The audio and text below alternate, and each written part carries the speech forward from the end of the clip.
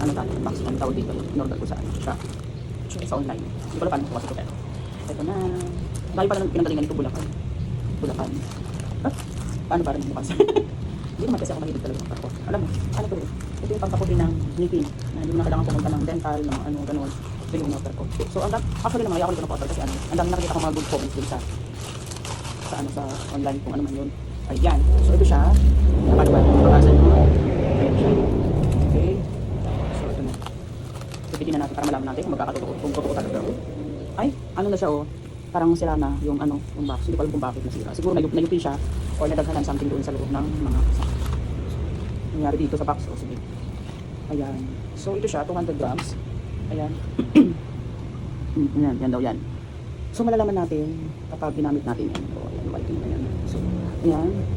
Meron daw siya, baking soda daw ito. Baking soda. Ayan. Tapos meron ano, hyaluronic acid.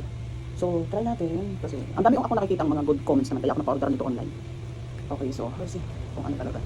Tingnan nga natin ito. Ay, sigurado naman kahit medyo na ano lang yung magayan. Okay naman siya. Okay, so tingnan natin papaputi ito ng ngipin.